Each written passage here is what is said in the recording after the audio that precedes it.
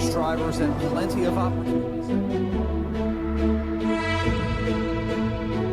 But yes, a bit of point of contention, but it doesn't matter now, Ron. We're going green.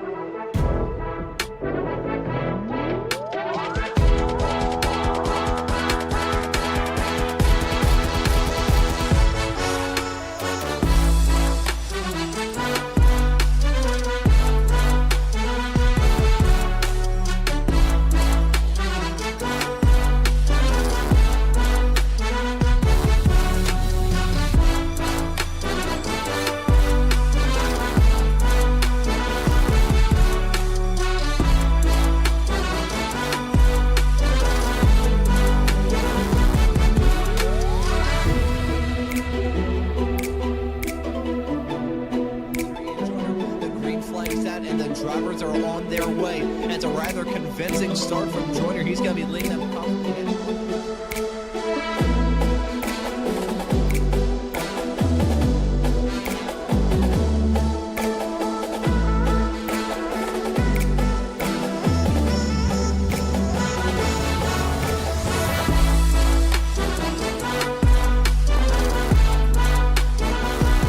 Heading through this bend, it tightens up though before they head off into turn number 8.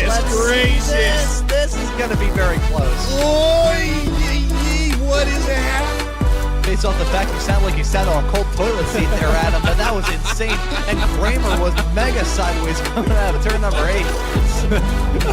That one got me. That one got me.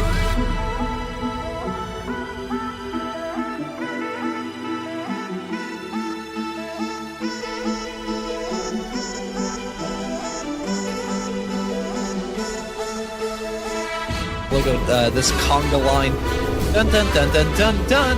Who was it that came up for the? Oh, that was Tolo coming in.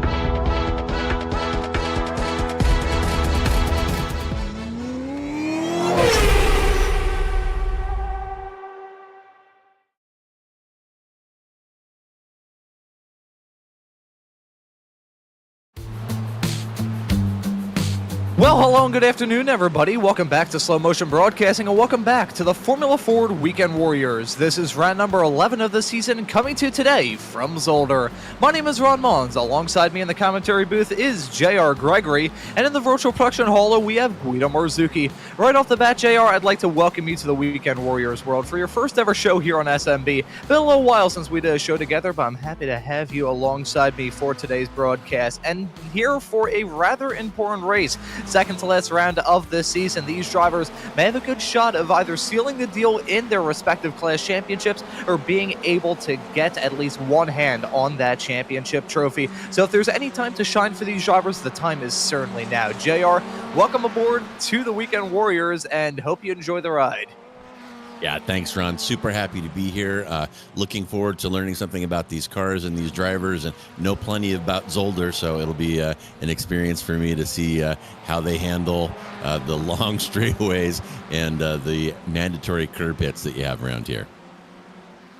Yeah, and speaking of those curb whacks, as soon as I loaded into the session, funnily enough, heading through turn number 5 that we're about to see some of these drivers go through right now, I saw someone damn near front flip hitting the anti-cut curbs heading through there, so I have a feeling this race may be going to be one of the treacherous this season, which is really saying something off the back of the Knock Hill race 1 week ago, completely enveloped in rain. It was a rather dominant performance for me and Joyner, who has been just the tippy top in terms of drivers thus far this season. It's been so bad, in fact, that Mr. Stevie Ray and all the people on the Racing Alive podcast, which, by the way, you can catch every single Tuesday night over on the Ray Esports YouTube channel, are talking about maybe introducing a Spec 1 Alien class for Ian Joyner. However, he is not alone in terms of the Martian encounters, as Sam Spinell in the 113 car, a driver who I haven't really seen in this series for a couple of seasons, dating back to the Apex days, probably back in Season 2 of 2024 was the last time I saw him run in this series. series, so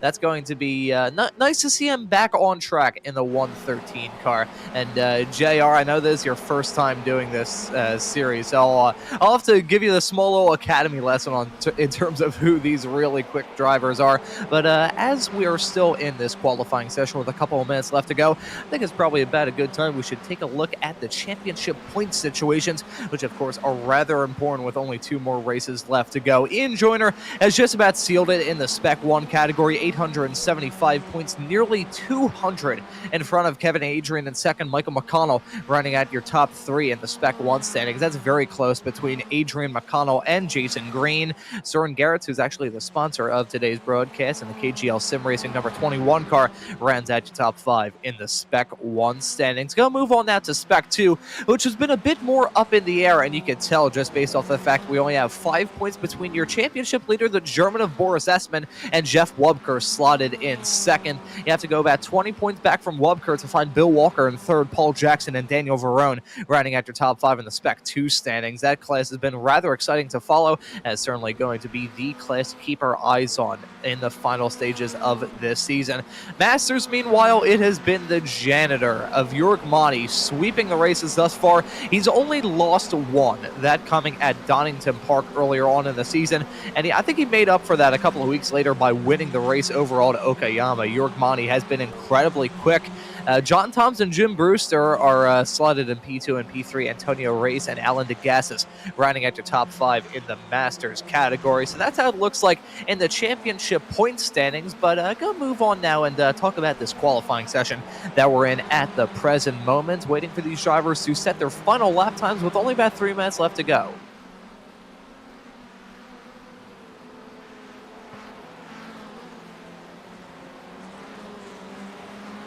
And we have potentially, hello, Earth to JR, Mr. Gregory, are you still with me? Actually, I may have bored him to sleep with me going through the point standings or something like that. So we'll wait for JR to come back to us here. We'll note that Sam Spinell finds himself on the provisional pole in the 137 car and improves now on that pole time. I was just going to note, very close with himself, and Ian Joyner improves to 136.7, the first driver to dip below that 1:37 bracket. Ian Joyner now that 3.5 to 4/10 of a second back. Ooh, not sure what happened to my voice there a couple of moments ago. Edward Buchanan slotted in third as a spin for Kevin Adrian, heading off through turn number 1. Turn 1 around this track, JR, super tricky to try and nail down. Yeah, and I don't pretend to be an expert in these cars, but I have some significant seat time at this track, and that fast way through turn 1 for most cars is a little trail braking, and you saw that driver, little too much rotation there, and mid-engine car with a low polar moment like these bad boys, once it starts over-rotating, there's not a lot that you can do except to become a passenger, and we saw that happen there. Yeah, very easy to have a spin-off in these old-school race cars. I always compare them to being like a spider with how far the wheels stick at, but they, I gotta say, honestly, from my personal experience, these cars are so fun to drive. Kind of reminds me of my karting days in a way. There we go, just going into the corners, banging the crap out of the gears to get a little bit of engine braking going on, slam into the curbs, which can work unless you hit those anti-cut white curbs on the inside, which I feel like are probably going to be these drivers' sleep paralysis demons at the end of this race. Yeah, the curbs always big here, and different cars have different tolerances for them, and it looks like these Vs are banging them over them pretty well. Some cars you kind of want to stay off of them, but the racing here at Zolder does not exclusively take place between the white lines. So, of course, learning where you need to go off and where you need to cut those curbs, a big part of getting fast lap times here. Yeah, trying to risk it for the biscuit or risk it for the Triscuit if these drivers are feeling the low-calorie option with those curbs. It can either go really well or absolutely terribly, and throughout the season, we have seen both sides of that. Jörg Monty, currently on the Masters pole, he's slotted in 6th in the 925 car. Only 5 thousandths of a second between himself and Richard Harwood. JR, if you stay with the series, certainly got to see this just today here on SMB as our old pal Mr. Randall McGrew is out of town today. You will realize that this is some of the closest battling that you can see on the entirety of iRacing, just based off the fact we have competitors up and down the grid covered by not tenths, but thousandths of a second. Yeah, that timing tower definitely tells that story, even with 3 different classes that are indicated by the colors, of course, on our SMB timing tower. Even among 3 different classes, that is a pretty tight spread of lap times, especially up top. So, yeah, it looks super competitive. And Ron, I've never called a race with these open wheelers, and I'm curious to see how they get along and how much space they leave each other, especially coming off the start into turn 1. So this is going to be a super fun experience for me to get acquainted with these cars and these drivers. And following one of the Weekend Warriors' best, this is Yanxi Lin in the number 30 car, heading his way off through the final few corners through turn 7, entering this Smolo flat-out blast down into turn number 8. Yanxi, very quick driver in this series, doesn't have a win in the Spec 1 category here for Season 1 of 2025, but is certainly a really good driver in the Weekend Warriors world nevertheless. And one thing to note as well before we go into this race, JR, which is a point that I feel like I neglected to mention in our small little chat before this broadcast. This 40-minute race that we have coming up, we have to worry about pit stops as well. The pit window usually opens up about 10 to 12 minutes into the race, and you can see these drivers stretch the gas out, especially if we have some weather, which is not going to be a factor here today. Perfectly sunny here in Belgium for the second to last race of this season. So won't have to worry about the weather, but we'll have to worry about those pit stops. These drivers not going to have to worry about taking tires, primarily just going to be taking fuel, but those pit strategy, the pit calls in these races can usually I won't say make or break, because that makes it seem very, very high stakes, but it can really change your race, either for the good or for the bad. Yeah, and we'll certainly be keeping an eye on that. And, we'll be talking about maybe a driver doesn't do well in qualifying, is being held up ahead, can't get some moves done. Maybe he wants to pit early to give himself some air, or maybe the cars up front will want to run it completely dry to spend as much time with a light fuel load as possible. So a lot of variables in timing these fuel stops. Yeah, lots of stuff that these drivers have to keep into consideration come time for this 40-minute race that we have coming up in just a couple of moments' time. And let's get this race underway by taking a look at the starting grid. It's going to be Sam Spinell starting this race from the pole in the 113 car. Ian Joyner going to join him on the front row. Edward Buchanan, who's been close to wins thus far this season but has not sealed the deal, going to be starting this race in third. Next to Yanxi Lin in fourth. Tortullo, a Weekend Warriors staple, and involved in a very close championship battle in the Formula V's that you can catch on Saturdays here on SMB, is slotted to start this race in fifth. Then we have Jörg Mani joining him on that third row. Richard Harwood will start this race in seventh. Next to Soren Garrett's a sponsor of today's broadcast, in eighth. Juan Garcia, the Canadian, in the number 32 car, will start in ninth. Next to Antonio Race, starting in 10th. We have Jason Green starting this race in P11. Kevin Adrian going to join him on the sixth row of this starting grid. And looking at the drivers right behind, Trent Kramer, the number 20 car, will start in 13th. Andrew Love starting in 14th. Boris Espen, the German, in P15. Ethan Orr, the American, in P16. Keith Dalton will start this race in 17th, next to Mark Smith in the 222 car in 18th. Dustin Meaden will start in 19th. Glenn Wolowski going to round out your top 20. SMB's very own Mr. Joshua Wilkie going to be starting this race in 21st. Next to Jim Brewster, the admin of the Formula V's, in 22nd. Daniel Verone will start this race in 23rd, next to Jeff Wubker, another Spec 2 driver, in 24th. Bill Walker in 25th. Michael Nelson, the Dane, in 26th. Paul Jackson in 27th. Tyler Hagan in 28th. And Russell Telker rounding out the 29 car, is set to grab the green in a couple of moments' time. And, we got some interesting characters in the Weekend Warriors world. And, JR, I'll give you a little bit of a crash course on a driver who I mentioned starting up towards the front, that being Tortullo, starting this race in sixth, I believe. Talk about a very multinational man. I say man, I think he's around about my age, if not maybe a couple of years older. Not entirely sure how old Tor is. Young guy, originally born in America, named after a Norwegian friend of his father, Nick. Was born and raised in America, spent his early racing days here in the U.S., lived in Japan for a brief period of time, now lives in the U.K. and occasionally does do some racing events in Japan as well. So, JR, there are plenty of characters that we have got in this race that I'm not sure I'll be able to give enough of a crash course on for you to get familiar with even half of them, but still nice to see some notable names in this series. Yeah, absolutely. And again, Ron, super pleased to be here and looking forward to growing acquainted with everything that's going to go on. Fantastic field, 29 cars out today, and really looking forward to this start. Going to take a breath here, try to get focused and try to be frosty for the start as that Porsche pace car makes its way around the Zolder circuit, getting ready to turn these cars loose, and looking forward to a great race today. Yeah, it is going to be a good one around this 10-turn, 2.5-mile road course. Zolder, I remember one time on Top Gear during the German versus UK Top Gear kind of face-off back in some of the earlier seasons of the best version of Top Gear from 2002 to 2015. I remember Jeremy Clarkson said that Zolder is Belgium's second most famous racetrack, but Zolder's still a really good racetrack nevertheless. Got some good corners around here. These drivers are going to have a lot of fun tackling them. JR, it's maybe a slightly loaded question, but what corner around here do you think is going to be the biggest trouble spot for these racers?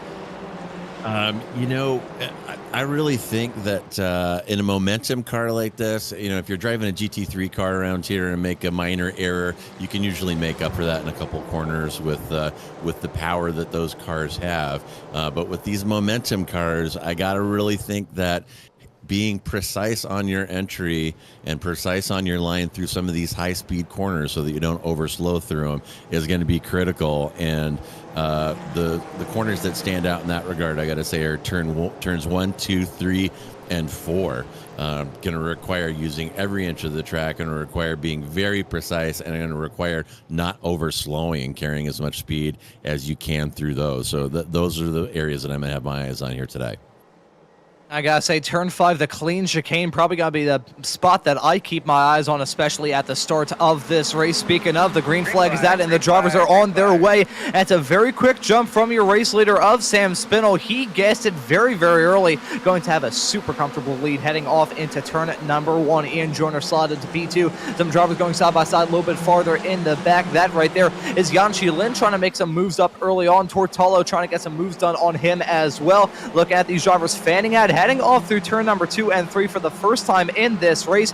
Leading it still is going to be Sam Spinell on the 113 car. Ian Joyner slot in P2. Edward Buchanan, Yanchi Lin, and Tortolo running at your top 5. Some drivers making up some moves already, including Jim Brewster up 5 spots from where he started in this race already. The Masters driver in the 933 car getting off to an absolute flyer as we head our way down into the turn 5 chicane for the first time. Let's see if we have any sort of aerial acrobatics as these drivers whack the curbs. Yeah, they handle the curbs pretty well. The last race I called was in a Radical SR10, and those cars don't really like bouncing and being airborne, but these little FVs seem to be gobbling up those curbs pretty well. And my goodness, Ron, what a start by both Spinell and Joyner. Kind of catching the rest of the field napping there. As soon as the pace car goes off, you're clear to go. Don't have to wait for the green flag. And Spinell taking advantage. It looked like he was on the power right out of that last corner onto the front straight, and has already developed a half-second gap here. It's come down a little through the course of that lap, but 0.5, 0.6 gap in these cars, I imagine, is significant. A very good start for the drivers at the front of the field. We'll note that Glenn Wolowski has run into some difficulties. He already has a black flag. Not entirely sure why that is the case. I'm not entirely sure if he took the start or ran into some sort of difficulties. I noted that he left the session and then rejoined it, so not entirely sure what's going on with the driver. The 207 car. We'll also note that Kevin Adrian did not take the start of this race and is classed down in 29th, having missed it. But here we go, seeing this field single file out, heading off through 2 and 3. Sam Spinell and Ian Joyner still incredibly close at the front of this field. Edward Buchanan as well in that 5 car, certainly up there in contention as well. Sam Spinell running wide, heading onto this back straightaway, coming out of turn number 4. It's going to be a side-by-side fight between these two, heading down into turn 5. Ian Joyner getting that move done to jump his way out into the race lead. Joyner 1 week ago won the race at Knock Hill, a heavily soaked race at Knock Hill in rather dominating fashion. I think he ended up winning that race by 26 seconds or something insane like that. Ian Joyner, a really quick driver in this series and quickly getting to the front. Yeah, Joyner on fire there. You watched him in lap 1. Spinell, by virtue of that great start, had about a 0.6 gap first couple corners in lap 1. And you saw Joyner reeling him in, 10th here, 10th there. He had it down to about 2/10, applying the pressure to the back to Spinell. Spinell making a minor error, just hangs his tires a little bit in the grass, and that slowed him down enough for Joyner to pull through. And now Joyner has picked up a 0.3 advantage, as we see a replay there of Verone kind of over-rotating there in turn 1, and that is going to be a trap for these drivers all day today. And Spinell now, meanwhile, up front all over Joyner now, not willing to let Joyner drive away. It looked like Joyner was building a gap. Spinell reeled him right back in, and it's only about a 0.2 interval as they begin lap 3. As I think there's been some sort of incident involving Joshua Wilkie and Mark Smith, so not sure what's going on there. Know that Mark Smith completely dropped down, probably had to tow back to pit lane, and Wilkie's in the pits as well. Not sure what happened here. Let's take a look. Side by side, heading through the turn number 9 section here, about to head our way off into the final chicane. Is there any sort of major contact here? Oh, okay, so it looks like that's rather odd. We are not in the pit window, so take a look. Maybe Wilkie picked up some sort of penalty. Not entirely sure what's going on there.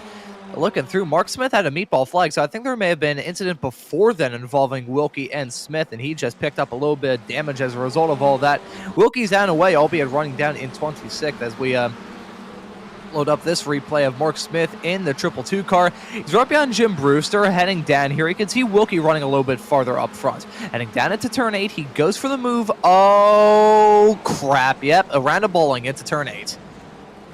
Ouch, yeah, and that is going to leave a mark, sending Wilkie into the pits well before the pit window opens, and it is so difficult to recover from something like that. Wilkie's still sitting in the pits in P27, according to our timing tower, just behind Smith, who's now pulling out back into traffic on in P26. So neither of those drivers wanted to see that happen in the first 4 minutes of a 40-minute race, and that is a real bummer.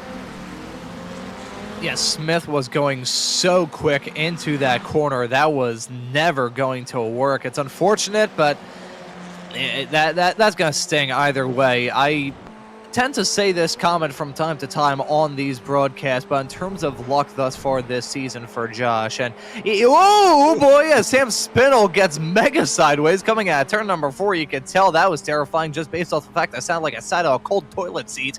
But Wilkie, in terms of the luck that he's had thus far this season, I could best describe it as being the filled-in snake pit at the zoo, because he really has not had a pit to hiss in all throughout this season, whether it be the Spec Racer Fords or the Formula Fords. I gotta wonder what sort of health insurance that man has, that, or we may need to beef up the commentary booth for the Formula V Weekend Warriors, because based off his luck in the other series, we may end up having a car smack into the commentary booth while him and I are covering those races on Saturdays. Yeah, and we're taking a look now. This is Telker, and going off into the pits there. You see them, you see his photo there with his one of his little home defense weapons there, but back up to Verone here on a replay and see what happens with him. Yeah, it looks like, yeah, it could be the pit cycles are starting here. Seems a little early though. Ron, are we within the fueling window right now? Yeah, to come into the pits at this time of the race and be able to make it all the way to the checkered flag, you would have to have the fuel saving of essentially that, or your team decides to pull off a smoky unit and have the fuel line wrap around the car about 16 times, which, hey, in a Formula Ford car really is not a lot of space. We'll note that Russ Telker is now out of this race in the 260 car, and I believe it was Verone that we also saw come down pit lane. He's running a little bit farther in the back as well. So haven't entered that fuel window yet. Usually see the first real on-cycle pit stop start around the 12-ish minute mark of this race. You can make it if you come in right over 10, but you're still going to have a really rough ride to try and do it there. We'll note, as it stands currently in all three of the classes, Ian Joyner leading this race overall. Jörg Mani is your current leader in the Masters class, a little bit farther up in front of Antonio Race, who's running down in 10th, and your current leader in Spec 2, as we see a wild ride for those three heading off through turn number 5. So Trent Kramer, your current Spec 2 leader of Andrew Love, getting involved in that. Also Boris Esman in the 2. Actually, no, I believe that's a lap cars. Oh, who's that sideways? Heading off through turn number 7. iRacing not really doing a good job marking the corner numbers around here side by side with Andrew Love and Trent Kramer. Heading out of that section, that's going to allow Trent Kramer in that crocodile car to take a bite out of Love and slip his way up to 12. Wow, wild stuff there, Ron, and you called that. You're going to keep your eye on that curb banging in turn 5. It is mandatory if you want to get a good lap here to straighten out that chicane by banging over those curbs. And how much is too much? Well, we saw a little too much right there, as a couple of those drivers were looking at blue sky in front of their car instead of the track, and that was wild and really kind of surprising that they kept those cars rolling, but they did. And we're going to maybe get another look at that, but that was crazy stuff. Here's Verone now, and maybe we're going to see him do the over rotation here in turn 1. And just a little too much curb on the inside, upsets the car, and Verone not having a good day here so far. Yeah, the PA native not having a good time around this racetrack. That's unfortunate for him, as he finds himself in 24th. Last of the car is still on the lead lap. Quick lesson to broadcasters out there: swallow before you speak. Let's go through the field as it stands currently, and follow Boris Esman, your Spec 2 P2 runner as it stands, currently being classed in 14th. And will note that in these races, these drivers don't score points based off of their class position; they score points based off their overall position. So, Masters winner will get the same points as. Not get the same points. A Masters winner, let's just take Jörg Mani as an example. He's going to get far less points with the 7th place run that he did at Okayama a couple of weeks ago when he won the race overall. So these drivers classed and awarded points on their overall position instead of class position, as we see a replay of the side-by-side racing with Andrew Love and Trent Kramer. Kramer in the number 20 car wheeling it. He had a pretty good performance in the Formula V Weekend Warriors yesterday here on SMB, and the man behind Grass Paddock Motorsports, where you can rent some race cars to get an opportunity to drive around all across the country. Currently running in 20th as it stands currently running in the number 20 car as it stands at the moment. He's not running in 20th. Instead, he's running in 12th. It's side by side between Soren Garrett and Jason Green heading off through turn number 1. That could have ended in tears. That was a matter of millimeters between those two cars coming out of turn number 1. But here we go, side by side into 2. Soren Garrett trying to fight back on the inside line as Jason Green tries to hold his own in the 160.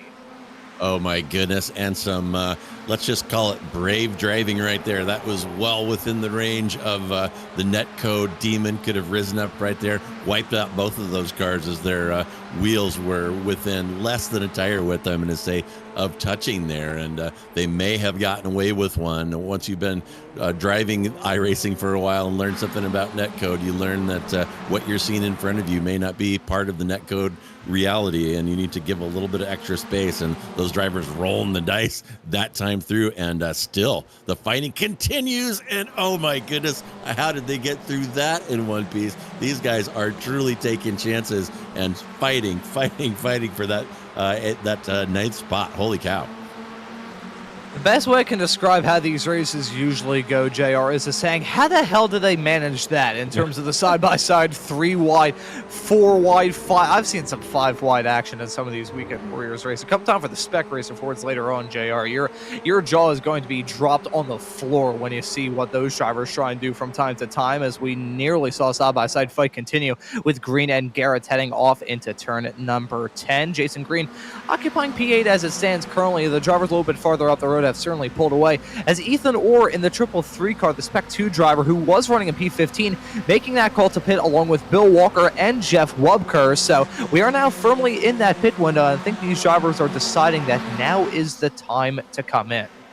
Yeah, it looks like the pit sequence is starting, and my pulse was quickening a little bit there. My timing software is showing those pit entries as crashes, so it looked like there was all kinds of mayhem going on in the track, but it's just these drivers beginning to jump in for the into the pits, and my goodness, Ron, check out up front, Spinell still hanging with Joyner, about a 0.2 gap, and then these trains are starting to form throughout the field. Right here, we're looking at Jason Green leading a train of 1, 2, 3, 4, 5, 6, 7 cars, and it looks like about 2.5 seconds between them. So this is the kind of close racing that Ron was talking about during the introduction, where these cars tend to kind of train up. They're very closely matched, are identical cars, and it's tough to make something happen. You just end up in one of these trains and wait for the guy in front to make an error. And here we are back. That's Joyner leading Spinell again through one of those chicanes that Zolder is famous for. As we take a look at a replay to see an off-track moment possibly involving Tyler Hagan in the 499 car, loses it heading down into turn number 2, hits the grass, and loops it around coming out of the corner. We'll note as well in terms of the off-track excursions, and a lot of them have happened on the exit of turn number 4. Gotta note the off-track physics here on iRacing, bringing gravel and grass back onto it. Getting had flashbacks to the opening race of the season at Brands Hatch. Actually, no, that wasn't the opening race of the season. Oh, as you can see, more gravel getting kicked up in the air coming out of turn number 1. The old gravel traps around here. Gotta say, one good thing is I'm just a big fan of having grass and gravel runoff area. However, for these drivers, eventually with that kitty litter getting dragged onto the racetrack, it's going to make some of these exits of these corners feel more like a slip and slide than anything else. Yeah, really interesting, and not to be too much of a shill for iRacing, but you really have to appreciate their constant movement forward of adding realism, and the debris model that they have introduced is super interesting. Honestly, as a driver, I can't say that I've really driven through dirt on the track that really felt like it was having a significant impact on grip, but maybe I just need to drive through a few more dirt piles in sandy tracks. But yeah, super interesting, and you really have to appreciate how they keep moving the simulation forward. And iRacing, of course, the premier motorsports simulator, simulating all the stuff, including the inaccurate weather radars that you see in real life and see in the sim as well. Side-by-side racing between these two, heading down into turn number 10. And let's see if it's a gutsy move from Kramer or a gutsy move from Garrett. It's a gutsy move from Garrett to come down into the pits. So that's an interesting call from the driver of the number 21 car to come into the pits a tick under the 15-minute mark. I think he actually hit that pit lane speed limit line right as we crossed over 15 minutes into this 40-minute long race. And I gotta say, in terms of gutsiness, I think the gutsiest thing that I've ever done in my entire time covering sim racing was saying that saying the line I said a couple of moments ago about how the iRacing weather forecasts are as inaccurate as they are in real life. Saying that on the broadcast of the iRacing Bathurst 12 was maybe not my smartest idea, but I got a laugh out of a couple of people, so I'll take the wins when I can get them. Yeah, no kidding, and don't even get me started. The forums were just on fire when Bathurst turned out to be 12 hours of rain, as people who follow iRacing YouTube chat know. was too.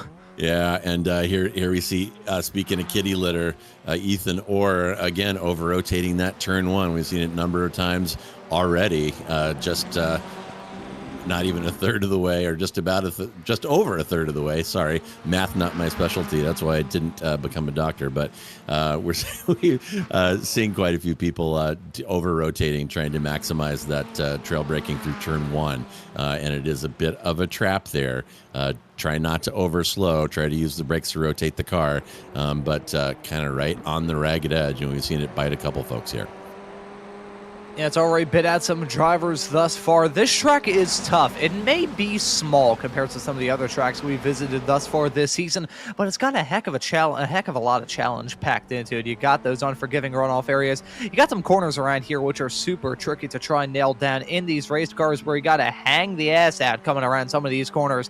Andrew Love currently running in 11th year leader still in the Spec 2 category, as we see the overall race leader of Ian Joyner and your current leader in Spec 1 in the Pro. process. A driver, the number 8, not very far in front of Sam Spinell. Credit where credit's due to Spinell in the 113 car. He has kept tabs with Joyner, but he's not really fighting the issue too much, taking the bunny hop line through the turn 5 chicane. I gotta wonder whether or not Sam Spinell is enjoying the draft coming off of Ian Joyner's race car. Just got a bit better fuel mileage. Fuel saving can usually make a big difference, as I think I may have pulled off one of the worst commentator's jinxes of my life. Andrew Love has had to tow. I think something just happened to the driver of the 544 car. Yeah, Love definitely took a tow there. Not sure what happened to him. We'll see if we can come up with a replay of that for you. But yeah, you're right, Ron. Spinell definitely on some kind of fuel saving mission. And whoa, and there it is. Oh my goodness. And nothing Love could do about that. I didn't see who that was that was over rotating there in front of him, but it was all happening in slow motion, and not much that Love could do there. And there it is. That's Juan Garcia.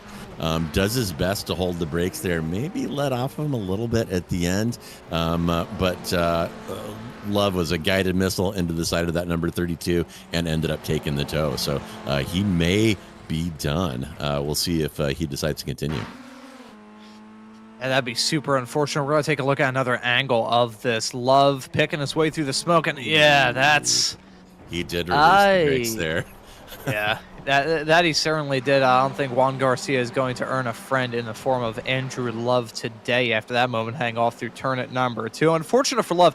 Very fast driver in this series. Do not get me wrong. He's in contention for the Spec 2 championship over in the Formula Vs. He's a fast driver and a weekend warrior staple in the process. Was proving that here today, but sadly, as a result of that collision, things not going to work out for him. Down in 24th. He's in the pits. I believe he may decided to call it a day. But as a result of all that, Keith Dalton in the 711 car, 711 being the number, not the sponsor. However, if Keith could pick up a sponsorship from 711, that would be pretty dang awesome. He's currently running in 10th, your current leader in the Spec 2 category. And I think next time we see it, I'll have to ask you this, JR. I think the helmet that he has is possibly maybe akin to Mr. Nigel Mansell, potentially. Oh, well, that could be. And yeah, and going back just real briefly to Love, it does look like he has exited the session after that collision with Garcia. And here's Nelson on a replay. Oh, my goodness. That chicane there. Either somebody overcooked that entry, that being Nelson, or the driver in front slowed more than he thought. But a big hit there. We'll see what kind of damage he ends up with, whether he's going to get away with one there. But a hard hit on the entry to that chicane. And it was Boris Espin in the 213 car that he came to blows with, heading down into the chicane at the end of that Smolo flat-out blast. Bang, yeah, that's... I feel like that's a mix of both. Espin spun around as a result of all of that as well. I think it was a mix of Espin being a little bit slow heading through that section with that car in front of him, and Nelson just cooking it a bit too much into that section. So unfortunate, nevertheless, brought both of those cars, at least has brought Espin into the pits in the 213 cars. We now are over the halfway mark of this 40-minute long race.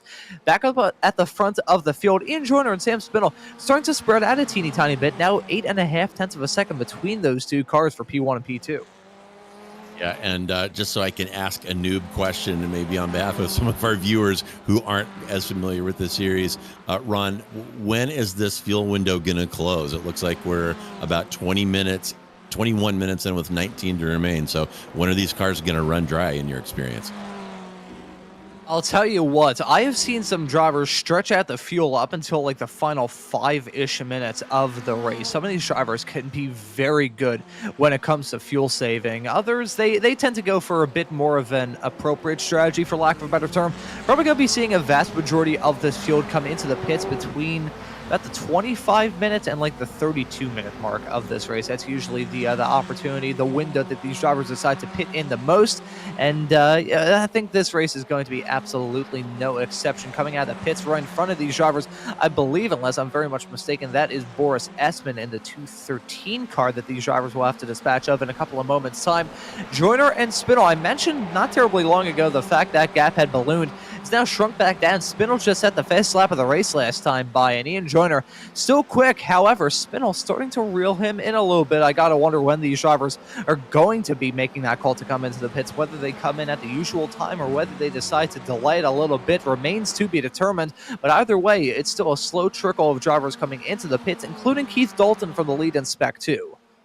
Yeah, I got to say, too, Ron, I am fascinated with the situation developing here between Joyner and Spinell. Spinell not showing any signs of wanting to make a move, completely satisfied just to sit behind Joyner, and he is definitely saving fuel here. So he can do one of two things. He can follow Joyner into the pits and take less time fueling. Each liter of fuel takes a significant amount of time, and adding less fuel can add seconds or remove seconds from your lap time. So he'll either follow Joyner in and spend less time fueling or stay out longer. But this could be the story of the race, is Spinell's fuel saving and choosing to stay in Joyner's draft for pretty much the entirety of the opening part of this race. So we will keep an eye on that for you, and keep an eye on their time in the pits, and see what Spinell has been able to do with this strategy. I'll tell you what, JR, a lot of these races are usually decided through the pits, either through someone not taking off one of the tires and spending a lot more time down pit lane, or sometimes it could just be a matter of just saving that more fuel and being able to have that shorter stop can make a huge difference in these races, especially so when you have a battle like this between Ian Joyner and Sam Spinell. Joyner has been in a league of his own thus far this season. For lack of a better terms, I believe he hasn't locked it up yet, but just about taking the checkered flag here at Zolder will seal the deal for him in the Spec 1 championship this season. However, you want to seal the deal with a win. I'm sure that's what Joyner is gunning for at the present moment. More drivers coming into the pits. Yanqi Lin now out in the number 22 car, and Michael Nelson deciding to come into the pits as well. So these drivers continuing to pit. I don't know why I said Yanqi Lin was in the 22 car. He's always in the 30. What the hell am I saying? Yeah, and here we are still back up front. There is Joyner and Spinell, and call me a nerd, but I am just super fascinated by what is going to happen in the pits between those two. And looking over the field, you've got to tip your hat to Jörg Manny here, running in P6 overall now. Now, he hasn't pitted, so that may not be his real position once the pit cycle is completed, but that is a Masters class driver driving well up into the pro field there. And Dustin Meaden as well, running in the top 10. So some of the lower class drivers definitely making their mark here, and making the most of their opportunity here at Zolder, as we're again watching. That's Joyner and Spinell, and here come some cars into the pits now. That is Buchanan, I believe, being followed by Thor Tullo that Ron was talking about earlier. Tullo joining Buchanan in the pits. Trent Kramer coming in as well. So the slow trickle of drivers deciding to pit, very much so amping up as it stands at the present moment. And we'll know, talking about the Masters drivers, like the case of Jörg Manny, because this series awards points based off overall finishing position. Technically speaking, Jörg Manny is the highest point scorer from this season, despite being a Masters driver. He has been stupidly consistent, stupidly quick. He's already has one overall win thus far this season, but because of some minor inconsistency from Ian Joyner and the consistency of Manny, he has not missed a race at all this season, which is a little bit surprising considering earlier on the season we'd ask him, oh yeah, you gotta be with us next week, and it'd be like, oh, I don't know, maybe I will, maybe I won't. He showed up to every single race, and he's won all but one in the Masters category through the first 10. So Jörg Manny, well, I mean, my boothmate usually on these broadcasts, Mr. Randall McGrew, calls him the janitor for a very good reason, and that name, much like throwing a wet tuna sandwich at a wall, it tends to stick. Oh my gosh, and there was a replay of Love, and I had thought that he had pulled the plug on this session, but he's back on the track and back in the kitty litter as Zolder continues to befuddle him. And gosh, we're lap 17 now, about 24, no. It is 14. Oh my gosh, I wasn't kidding about that math. About 14 minutes remaining in this one, and no shortage of action as these pit sequences are continuing. And as Ron said, we could have cars trickling in and out of the pits continuing for the next 10 or 15 minutes, getting very close to the end. And it'll be super interesting to see how all of that unfolds. And wait a minute, did Joyner go in?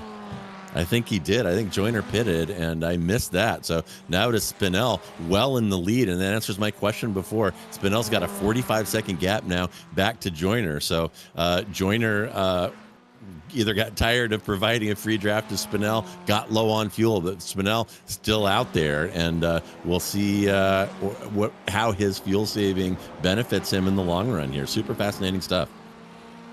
Yeah, super fascinating stuff at this point of the race. Spinell and Joyner deciding to split their strategies, which is something we see a decent amount of. And I gotta say, considering that Sam Spinell has spent a decent chunk of this race behind Ian Joyner, probably saving fuel, I think that's part of the reason why Spinell's decided to stay out for a little bit. He's come into the pits, though.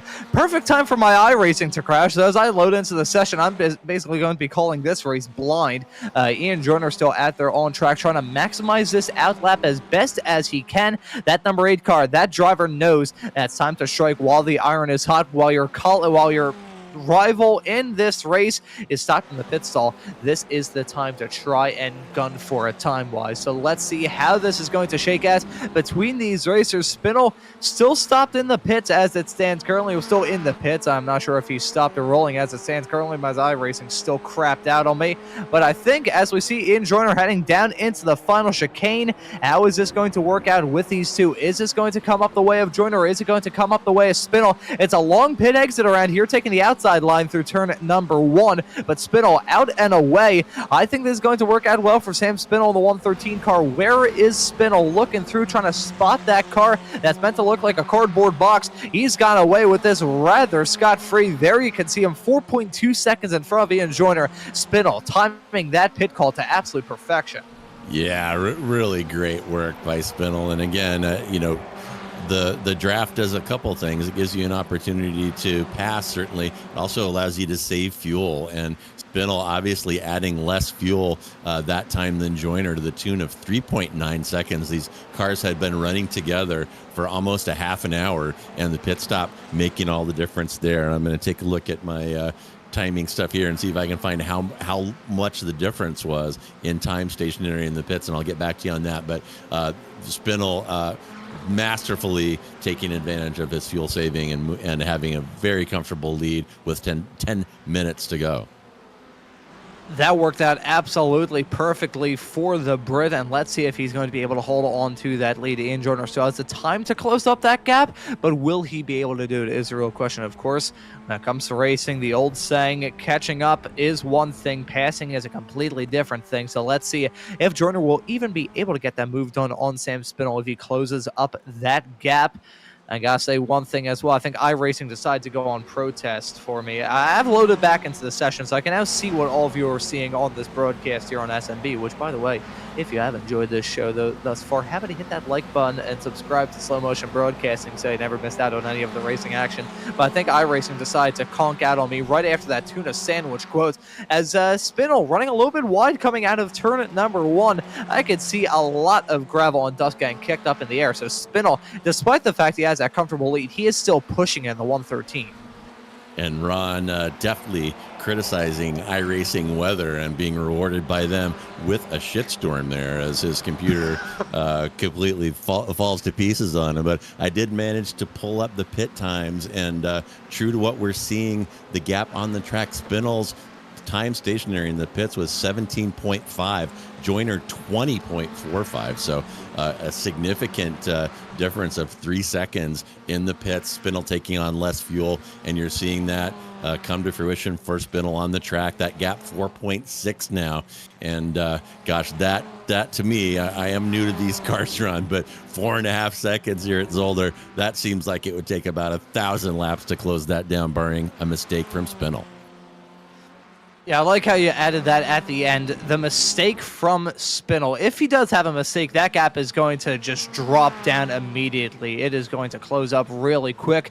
So Spinel, as it stands at this point of the race, he really just needs to put together a clean final few laps. If he can do that, he's going to be home solid. Ian Joyner, I don't think he's going to be too upset if he ends up finishing this race in second. I mean, after all, probably going to seal the deal in the Spec 1 championship just by taking the checkered flag in this race, which is something not a lot of drivers will be doing. Have had a rather high attrition rate up to this point. Edward Buchanan ran into some difficulties in the 5. Daniel Verone in the 272 car. He's out of this race along with Russ Telker. Josh Wilkie got involved in that incident with Mark Smith earlier on. He's out of this race. Glenn Wolowski, Kevin Adrian also out of this race, with Kevin Adrian not even taking to the start. I'm not entirely sure what happened to Edward Buchanan. It must have happened a couple of moments ago. Probably happened as my iRacing was conked out on me. So that's not ideal. First time I've had iRacing completely crash on me while I've been on the air, so maybe it was the other comments I made about the iRacing weather system, and they decided to throw that shift storm on me, as you said a couple of moments ago, JR, as Mark Smith coming into the pit in the 23 car, and not in the 23, in the 222 car, currently running in 23rd. Man, I'm all over the place as it stands at the moment. Again, the class positions and the numbers mixed up. So with that being said, here's Jason Green running in 160th.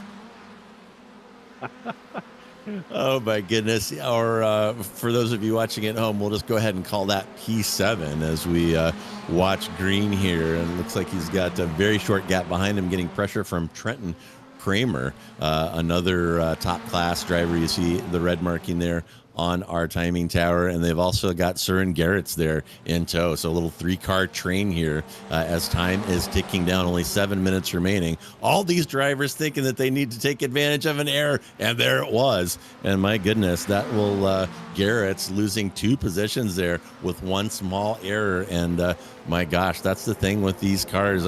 One little wiggle, one little tire off in the grass, and these momentum cars, you just sit there like you're pulling an anchor while cars fly right past you. And unfortunate for him. And speaking of unfortunate, my goodness, Andrew Love is not loving his experience at Zolder here today. We watch him on the replay.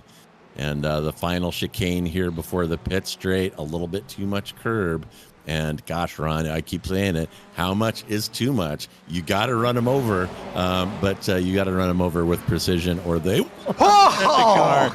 And all right, on cue, that's number 113 launching into the kitty litter like a pole vaulter, and he manages to keep it going. But my goodness, that is a high risk area of this track that you have to go lap after lap after lap. By the time this is over, there'll be 25, 26 laps hitting that turn 5 chicane every time. And my goodness, it definitely rolling the dice every time through there. Yeah, and Sam Spinel, he can't afford to have too many more moments like that. Still leading this race, has a 4.7 second advantage over Ian Joyner. Wow, that was some airborne activity heading down into turn number 5. Any more of that curb, and chances are he probably would have ended up either hitting the barrier or maybe even rolling that car over. I haven't seen a driver flip off the curbs yet.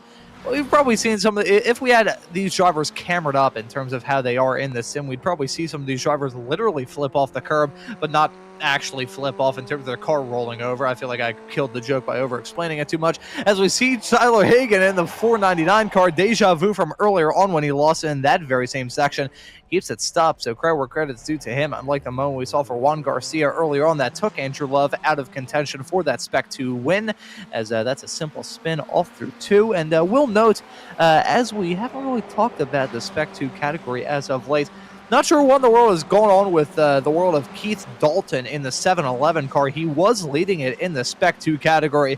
However, things for him have gone about as bad as they possibly could have, as he finds himself all the way down at the moment in 18th, while your leader in the Spec 2 class of Dustin Meaden in the 17 car is currently classed in 11th.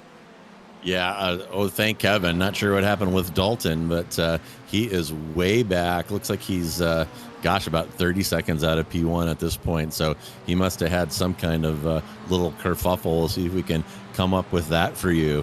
But time ticking down here now. My attempted commentator's curse on Spinel. You saw that launching him over that turn 5 curbing at the chicane there, but he's managing to maintain that 5.5 5.3 second gap. And as the time ticking down, we're under 4 minutes now. So Spinell just needs to keep it frosty and get it back across the line, and he is going to come away with a victory based on that fuel strategy here at Zolder. And let's see how things are going to shake out in the final few minutes of this race. Looking at a side-by-side fight, maybe going to flare up with Juan Garcia and Jim Brewster. These two drivers running in 15th and 16th as it stands at the present moment. Jim Brewster, the Masters man, currently classed in third of the Masters racers, heading down the back straightaway off into turn at number 5. You can hit those red and white curbs, but the white sausage curbs are baguette curbs. I've heard a lot of drivers call them the baguette curbs. A plain white baguette. That sounds quite possibly moldy. What's it with me on all the food references on these broadcasts? Maybe because it's lunchtime. Either way, Yanchi Lin running in third as it stands at the moment, all by himself. As it stands currently, he's got a 9-second gap in front of him to find Ian Joyner, and then 7.5 seconds between himself and Richard Harwood. Yanchi Lin, as it stands currently, doesn't have a lot to gain or a lot to lose at the moment. He's probably off checking his email. Yeah, and we're going to take a look right now. This is Genet with Meaden all over him like the plastic on Grandma's couch, and that is for position there. And see if the black car there can make anything happen. We are getting down to crunch time, so if you're not thinking about your move, and here it comes. We're heading into that final chicane. Oh, and he thinks better of it. 914 is going to pull out of that one. That's Genet taking a peek inside of Garrett's, showing his nose, and changing his mind at the last minute. Looked like he barely got that thing woed up prior to entry to that one, and you can see him getting a little impatient here, and we'll keep an eye on this battle for you, see if it turns to sweet victory or for tears between one or both of these guys. And let's see how that battle is going to shake up. Looking at another battle involving Richard Harwood spinning and coming to blows with Tortolo right as we jump to that camera shot, hang off through the turn 10 chicane. Tullo and Harwood come to blows. Harwood spins in front of Tullo. I think Tortolo got away with that rather scot-free. York Monty going to take advantage, though, and jump his way up into the top 5. Let's take a look at an angle of this with this replay. And Harwood heading down into the chicane, still running in front. And let's see if he lost it on entry midway through the corner or the exit. No, lost it just about on entry. And I don't even think Tortolo touched him. Well done, Tor, because that could have ended in total catastrophe. Yeah, very good avoid there. Certainly a dollop of luck there, but some reaction as well. And gosh, Ron, it's kind of looking to me like these cars can kind of snap on you unexpectedly, and once it starts rotating, there's really nothing that you can do. Even though it looks like it's going in slow motion, it doesn't look like there's a lot that you can do to correct once they start spinning like that. But here is Spinell now, and with about 30 seconds showing on my clock, I'm thinking that Spinell may be taking the white flag on this lap. So only one more time around for him to maintain that interval of about 4 seconds that we're still seeing. Oh my goodness. And there is a hard hit. That is Garcia needing new control arms, and that car is going to have to take a tow back into the pits, and another car goes in for repairs. That is Garcia currently running in 22nd, but that'll put him at the front of the salvage pile that has slowly been building up in the pits throughout this one. Yeah, I gotta say the spare parts providers for these Formula Ford cars certainly going to be busy after this race come time for the next round of the championship in 1 week's time at VIR. These drivers have certainly used up their stuff, to be sure. Looking at a fight that may develop here involving Jörg Monty and Richard Harwood. Trent Kramer coming into the pits. I'm not sure whether he has some sort of penalty in the number 20 car. I will take a look to see whether that is the case, or he's just coming in to top up on some gas. So I guess in the immortal words of Randall McGrew, Trent Kramer going to pick up the Adam Thompson trophy for the best fuel saving in this race, having to come in for a quick splash and dash right at the very end. That's mean. I apologize. Actually, no, that's my comeback for Adam meowing in a commentary booth, and I've been in how many goddamn times does it happen at this point? I do not know. Look at that. Harwood run the rally line off through turn at number 5. You could just see that car bouncing like a rubber ball through that section. That's going to cause him to lose some time to the back of Jörg Mani, but credit where credit's due, the fact he didn't end up flipping that race car. But back at the north end of the field, Sam Spinell, in his first time in a Formula Ford Weekend Warriors race, and probably about a half a year, gonna come onto that start finish straightaway to win it here at Zolder. There's a checker flag for Spinell. He is victorious, but when it comes to the championship, Ian Joyner is going to finish about 4 seconds back in P2, is going to take it. As I'm not sure who that was that crashed right at the line on that start finish straightaway. That may have been Spinell, who decided to bring an early end to his pace lap and just call it a day after that. Yanchi Lin going to round out your podium in third. The next car to cross the line is going to be Tortullo, riding at your top 4 in the number 27 car. Jörg Mani will win it in the Masters class for the 18th quintillion time here for Season 1 of 2025. They'll have to wait a little bit for Ethan Orr to cross the line and win it in Spec 2. There's been a swaparoo in that class over the past couple of moments. Dustin Meaden dropping down to P11. Ethan Orr jumping his way up to 10th. That's going to be Ethan Orr, the driver of the 333 car, who's shown a lot of pace in the Formula V Weekend Warriors, grabbing what I believe is his first Formula Ford Weekend Warriors Spec 2 class win. There's Orr in the 333 heading his way through the final chicane right now, and he's seeing that checker flag in the air, and it will be victory for Ethan Orr in the Spec 2 class at the end of this race. JR, a race where we had some strategy content playing a huge factor in how things shook out at the front of the field, but we had a whole lot of action, a lot of it relating to the curbs. Yeah, for sure. And, Zolder is one of those tracks. It is high risk, high reward, and those curb hits, especially in the chicane complex at turn 5, are not optional. If you want to get a good lap time, you've got to bang over those curbs, and you have to do it with precision. As Ron said, you can take a certain percentage of that inside curb, and if you go 1% over, you get onto that stale baguette, which launches you into the kitty litter and possibly into the wall. And I don't think we saw that happen, but we certainly saw a lot of cars pointing skyward instead of pointing down the track. And my goodness, a lot of attrition in this one. These open wheel cars can be a little hazardous. Oh, JR. Wait a minute. There we go. They're lining up to show me how to hit those walls. And nice. And the beauty of sim racing is you can destroy your equipment at the end and laugh about it. I was just going to say, as I saw those drivers lining up, it's like, I neglected to mention one thing. These drivers love wrecking the crap out of their race cars at the end of these races. We got multiple upside down. Jason Green upside down. Andrew Love coming in for the kill there. Wow. Still upside down. Jason Green just got a love tap there from his Formula V Weekend Warriors Championship rival, Tortullo. Multiple cars banging into the barrier. I think that's one of the Masters Racing Team cars. Not entirely sure if that's Jörg Mani or someone else. I think Paul Jackson tried to come in for the kill, but it didn't really work out for me. Threaded the needle perfectly as we see these goofy sights at the end of these Weekend Warriors races. Hope you enjoy the one for the spec race forwards, because those, with the big packs that we see in those races, those are usually even more of a shiitake mushroom show than these. That's Paul Jackson flipping upside down, skidding his way down the hill, and I think with that squared away, I think we may take a look at the results at the end of this race. It was a brilliant day of racing action here at Zolder. It's going to be Sam Spinell, the Brits, taking the checkered flag in first. Ian Joyner, he wins a championship in Spec 1, however, finishes this race in second to seal the deal there. Yanchi Lin going to round out your podium in third. Then we have Tortullo finishing this race in fourth.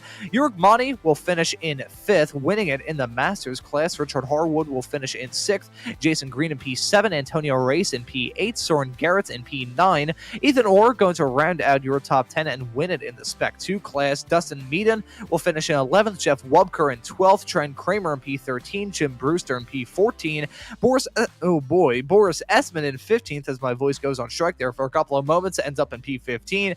Keith Dalton finishing right beyond in 16th, Paul Jackson in 17th, Michael Nelson, the Dane, in P18, and rounding out your top 20, we will see the number 544 car of Andrew Love. Tyler Hagan going to finish this race in 20th. Only a few more cars left on the lead, left somewhere close to the lead lap, albeit one lap down. Juan Garcia and Mark Smith are the final drivers that ended up taking the checkered flag without any sort of major drama that inhibited them from taking the finish. Bill Walker, Edward Buchanan, Daniel Verone, Russell Tucker, Joshua Wilkie all ran into some difficulties along with Glenn Wolowski, and the final car classified at the end of this race is going to be Kevin Adrian, who did not take the start at the beginning of this race. So those are your results at the end of this 11th round of this Formula Ford Weekend Warrior season. We've got some drivers waiting up in the interview waiting area, and I feel like it'd be a little bit mean if I threw you into the lion's den, JR. So I'll take the first interview and have a chat with our race winner, someone who I haven't had a chat with in a while, Sam Spinell,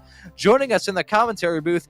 Sam, this is the first time I've seen you in one of these Formula Ford Weekend Warriors races in quite some time, probably for the past 6 months, if my memory serves me correctly. So welcome back to the series and congratulations on the win. Talk us through it.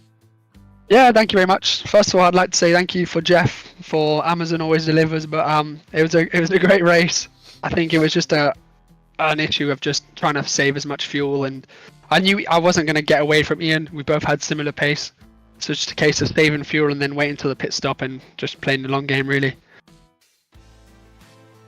I gotta say, it worked out very well for you at the end of it, and seeing that strategy content with yourself and Ian, I will ask you this here real quick. Was there a little bit of fuel saving that went into play for that first half? Because you seemed very content running in the coattails of Joyner. Yeah, I was saving probably 0.05 a lap liters, and it was just a case of, I think I off-tracked one and got a slowdown, so I had to push for a few laps to just get back up to him. But I was speaking to Ian after the race, and he put 2 liters more than me, and in these cars it just makes a huge difference in the pit stops. It certainly made a huge difference for you here, grabbing the victory at Zolder. Now, we haven't seen you, I don't think, at all throughout this season, unless my memory is failing me, which it very much well could be.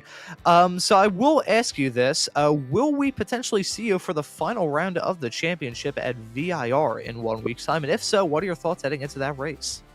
Unfortunately not, just because I'm racing in real life on that weekend. But I'll definitely do some more, especially for next season, whenever I'm available.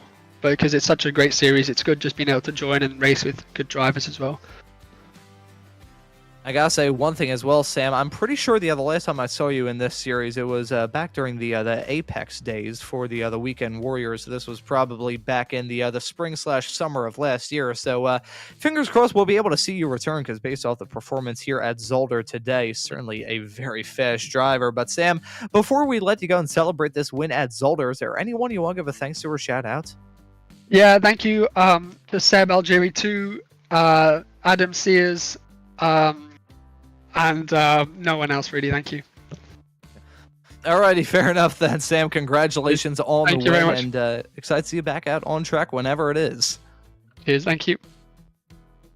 And that right there was Sam Spinell, your winner at the end of this race. And JR, I usually would type out a message like this, but I was expecting him to have a whole lot of people to thank, but it was rather brief. So would you want to have a chat with one of the drivers up there in the interview waiting area? Yeah, absolutely, Ron. We'll go ahead and bring in Ian Joyner, who pulled a P2. And thanks for stopping by to speak to us, Ian. The story of this race up front was between you and Spinell. Obviously, came down to pit strategy. He managed fuel save sitting in your draft and was stationary for 3 seconds shorter than you on fueling, and that made the difference in the race. So as the race was unfolding, did it become clear to you that he was not going to try to make a move and that he was going to try to pull fuel save on you? Yeah, I think it's pretty clear he wasn't really racing hard, but it's not that unusual to do that really when you've got a long race. So I wasn't sure whether he was fuel saving. Maybe he was or he wasn't. Obviously it was. In hindsight, yeah, it's a shame we weren't a bit closer on the track at the end. But at the end of the day, I think he did a great job on fuel saving. I think he was probably really good on the entry and exit as well, and he had a couple of tenths pace as well. So I can't complain. It would have been a bit more fun to have been together at the end, but yeah, he was definitely a quicker guy and just drove a really nice race. So yeah, good effort. Yeah, and very impressive by both of you. Not to take anything away from your effort, you guys were both had very good pace, very consistent, and kept the car clean throughout. So a really good job by both of you. And I guess my follow-up question was going to be if you ever considered letting him by to try to get a little fuel save off of him. But I'm guessing the answer to that one is going to be a negative. But looking forward to VIR, I think there's going to be a lot less opportunity for that kind of driving. So what do you think heading into the final race of the season? Are you looking forward to it? Yeah, it's another fun track. I've not been here before, so this is first time out. So it's a fair bit of effort to get my head around it. I know VIR a little bit better.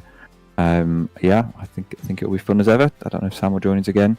But I saw Yanks who was out and Ed as well. So yeah, we've got plenty of quick guys out there. So I'm sure it'll be a fun race. It's been on service for a long time, hasn't it? So I think most people know the way around there.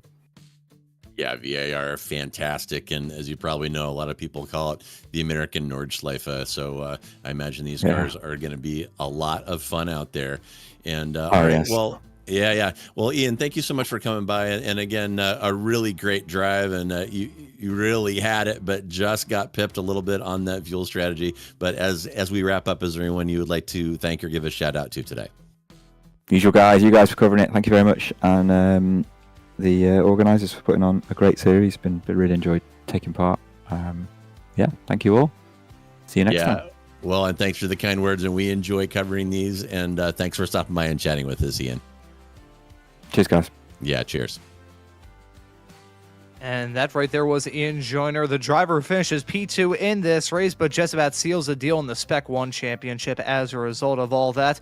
I'm going to bring in our Spec 2 winner for the main sake that my first ever Weekend Warriors show, coming up to nearly 2 years ago at this point, I got the pleasure of interviewing Jörg Monty, so I will pass the same pleasure on to you, JR. So I'll bring in Ethan Orr for a quick little chat. The Spec 2 winner at the end of this race. Ethan, welcome into the commentary booth, and congratulations on the Spec 2 win, your first of this Formula Ford Weekend Warrior season. Talk us through it. Hey, how's it going? Yeah, before the pit stop, I was fighting pretty hard with Boris Essman and Keith Dalton, and I thought, hey, I'd hop in the pits, undercut them, and try and get in front of them. And turns out I came in maybe 2 or 3 laps too early, and I was missing 0.3 of a gallon in my fuel tank. So the whole second stint, I was fuel saving like crazy and sputtered across the line. Yeah, that was, it looked like the strategy content, I mean, obviously plays a huge role in these races usually, but I feel like it was cranked up to a certain degree here at Zolder. I want to ask you about how important the strategy was in terms of thinking about stuff while behind the wheel. Oh, super important, yeah. It's easy to get caught up fighting with people here and get stuck behind them, so you've got to maximize the utility of that pit stop you have in the middle to try and make up track positions. Certainly worked out for you as well, breaking your way into the top 10 at the end of this race as well. A really well-driven race at Zolder. We got one more left from this Formula Ford Weekend Warrior season, VIR, in just 1 week's time. What are your thoughts heading into that race? Should be fun. It's track everyone knows, so it gets pretty feisty there normally.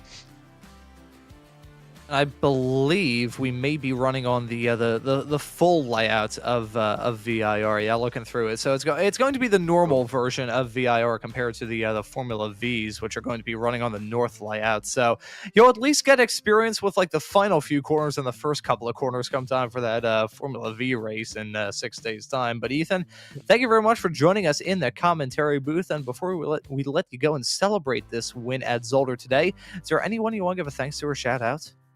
Sure, yeah. I'd like to thank Weekend Warriors for putting this on, you guys for broadcasting, and everyone at home for tuning in.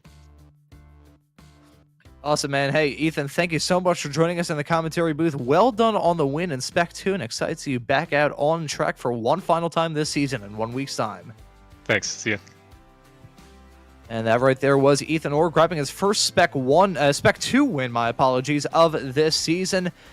JR, I will pass the keys off to you and let you have a chat with the janitor himself, taking his 10th win of this season, Jörg Monty.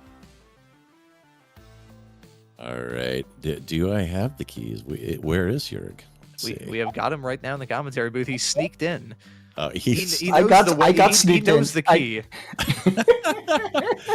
All right. Your congratulations on a great drive today, and it was really it would have been a good performance if you were in the top class. You're in the Masters class and finished well into the top 10, finishing P5. So as a fellow oldster, I got to say, here in the U.S. we have a saying, "Getting old sucks," but it doesn't suck when you become 60 and can compete in the Masters class and pretty much dominate. So how did you enjoy the race at Zolder today? I surprisingly enjoyed the race quite well. Even I had a little excitement at the end with Richard, and that was quite fun. And but I mentioned yesterday, Zolder is one of my worst tracks on iRacing, and I just want to survive, and that's what I try to do. And I think I did even make 0 mistakes. I think I had no inks or whatsoever. I have to check that, and I'm really happy with that. P5 is fantastic. Wow. Well, that is a fantastic drive, especially when you go into it kind of worrying about the track that you don't like it or you're not going to perform well. So for people coming to grips with Zolder, what kind of tip would you give them in overcoming the challenges here? I would say brake earlier, softer, coast a lot, especially through the chicane. And that's about it. That's what I actually do. I'm trying to brake very softly, trail braking into the corner. On the apex, I'm on full throttle already again, except here in Zolder. That's not possible there, otherwise you're going to spin out. And and just keep you patient. Just be patient. Well, I think those are definitely words from the wise, because we saw a lot of spinners today and a lot of retirements, pretty messy overall. And you mentioned your brush with death there towards the end. You managed to avoid and come in with a P5. So very, very impressive race. And looking forward to VIR next weekend. What are your thoughts about getting ready for that one? Well, I like VIR actually. I like it with any kind of cars. I did it first with the Radical SR8. That's already, I think, 12 years ago. Yeah, I think so. 12 years ago. I did that track, so I love it. It's great. It's fantastic. Yeah, and I agree with you. I am definitely looking forward to that one. I am not going to be in the booth, but I'm going to tune in to see what unfolds, because I bet these cars are an absolute hoot there at VIR. So, again, congratulations on a fantastic run. And as we wrap up, is there anyone you would like to thank or give a shout out to today? To you as a new member of the booth. And I wanted to ask you, what kind of nickname do you have, JR? Is it Larry Hagman? No, those are actually my real life initials. So I was JR well before I Dream of Jeannie guy. So I lay claim to JR. And thanks for not calling me Junior. That's a little IQ test that I do quietly in my mind. If somebody sees JR and calls me Junior, I mark them down in that one special column. But thank you so much for the kind words, and thanks for hanging around and having a chat with us, and looking forward to seeing you put in a good performance next week at VIR. Thanks a lot, JR. Have a nice evening. Bye together. Alrighty, cheers. And that right there was Jurek Mond, your winner in the Masters category yet again from this season. Part of me is kind of, this sounds mean to say, part of me is kind of rooting against him for VIR in 1 week's time, just because if he goes 11 for 12, I feel like the OCD part of my mind is going to be rather upset with that. I gotta say, JR, well done on the interview. I'm gonna have to go back and listen to the first Weekend Warriors broadcast I did back in March of 2023 and listen to the interview I did with Jurek. I had no idea what I was doing. I think my fourth or fifth broadcast ever, and back then, good lord, I couldn't ad-lib a fart in a baked bean factory. But we got the Spec Racer Fords coming up later on today. That's going to be at Cadwell Park. That's going to be real fun, along with all of the action that we've got coming up every single week here on Slow Motion Broadcasting. Gives you a good reason to subscribe and hit that notification bell as well, so you never miss out on any of the racing action. But as for this Formula Ford broadcast here today, I think that'll just about do it. And so, for myself, Ron Maunz, JR Gregory joining me in the commentary booth this week, and Guido Marzucchi doing a wonderful job working on the cameras in the virtual production hauler, I say thank you also very much for watching this broadcast here on Slow Motion Broadcasting today, and stay tuned for the Spec Racer Fords coming on later on this afternoon.